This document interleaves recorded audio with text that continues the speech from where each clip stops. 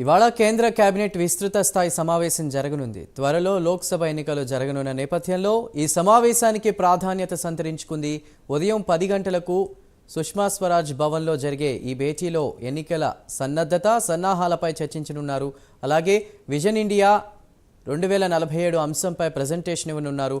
మరోసారి అధికారమే టార్గెట్గా హ్యాట్రిక్ కొట్టడమే లక్ష్యంగా వ్యూహాలకు పదును పెట్టిన మోదీ తన మంత్రివర్గానికి దిశానిర్దేశం చేయనున్నారు. అయితే మరికొద్ది రోజుల్లో ఎన్నికల నగారా మోగే అవకాశం ఉండడంతో మోదీ అధ్యక్షతన ఇవాళ జరిగే ఈ భేటీ చివరి సమావేశం కావచ్చు.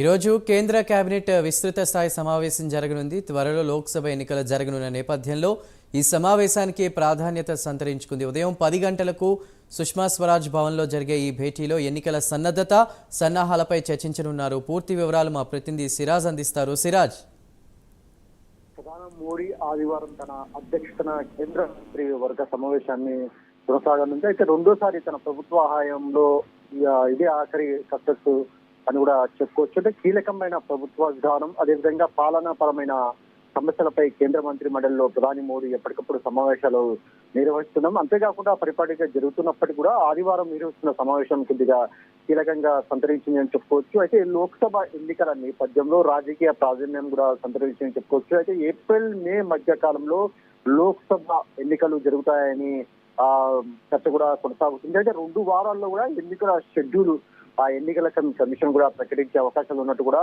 ప్రస్తుతం అయితే ఆరోపణలు, అంతేకాకుండా ప్రధానంగా చర్చ కూడా నడుస్తుంది. అయితే ఢిల్లీలోని కాన్పూర్ డిప్లొమాటిక్ ఎన్క్లేవ్లో ఈ సమావేశం కూడా మోదీ సమావేశం జరగనుంది. బీజేపీ నేతృత్వంలోని నేషనల్ డెమోక్రటిక్ అలయన్స్ చేపట్టిన అభివృద్ధి సంక్షేమ కార్యక్రమాల దృష్ట్యా మోడీ సారథ్యంలో తిరిగి 3వ సారి అధికారం రావాలనే నమ్మకంతో, అదంతేకాకుండా టోటల్ గా అంటే లోక్సభ ఎన్నికలు జరుగుతున్న నేపథ్యంలో టోటల్ గా ప్రధానంగా లోక్సభ ఎన్నికల మీద ప్రధానంగా బీజేపీ ఫోకస్ పెట్టింది. ఎలాగైనా సరే 400 సీట్లు పైనే సాధించాలని చెప్పి కూడా కసరత్తు చేపట్టింది. టోటల్ గా నిన్న చూసుకుంటే తొలి జాబితా కూడా విడుదల చేశారని చెప్పుకోవచ్చు. దాంట్లో 195 మంది అభ్యర్థుల లిస్ట్ కూడా ప్రకటించారు. తెలంగాణ నుంచి చూసుకుంటే మాత్రం దాదాపు చూసుకుంటే 9 అంటే మొదటగా 6 నుంచి 7 మంది అభ్యర్థుల లిస్ట్ విడుదలవుతుందని చెప్పారు. కానీ తొలి జాబితాలో మాత్రం 9 మంది అభ్యర్థుల లిస్టు విడుదలని చెప్పుకోవచ్చు. ఏది ఏమైనా సరే లోక్సభ ఎన్నికల కోసం వివిధ రాష్ట్రాల్లో సన్నాహాలపై ఎలక్షన్ కమిషన్ సమీక్షలు కూడా ప్రారంభించిందని చెప్పుకోవచ్చు. అయితే 2014లో మాత్రం 9 దశల వారీగా లోక్సభ ఎన్నికల నిర్వహణకు మార్చి 5న ఎన్నికల కమిషన్ షెడ్యూల్ ప్రకటించింది. ఆనాడు చూసుకుంటే మాత్రం మే 16న ఫలితాలు కూడా వచ్చాయని చెప్పుకోవచ్చు. 2019లో మాత్రం 7 దశల వారీగా లోక్సభ ఎన్నికల షెడ్యూల్ మార్చి 10న ప్రకటించగా మే 23న ఫలితాలు వెలువడ్డాయి. అయితే మొత్తం మీద అంటే మరికొంత అంటే ఇప్పుడు చూసుకుంటే లోక్సభ ఎన్నికలు షెడ్యూల్ ప్రకటనకు ముందే బీజేపీ తొలి జాబితా విడుదల చేసింది. అయితే మరో 2 వారాల లోపు కూడా ఎన్నికల షెడ్యూల్ ప్రకటించే అవకాశాలు ఉన్నట్టు కూడా చర్చ నడుస్తుంది. మొత్తం మీద ఏది ఏమైనా సరే మోడీ సమావేశం మాత్రం కీలక సంతరించిందని చెప్పుకోవచ్చు. మొత్తం మీద అయితే లోక్సభ ఎన్నికల మీద బీజేపీ ప్రధానంగా ఫోకస్ పెట్టింది.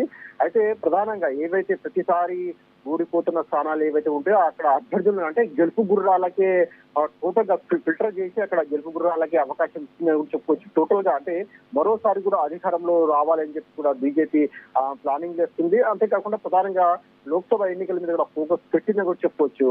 చందు,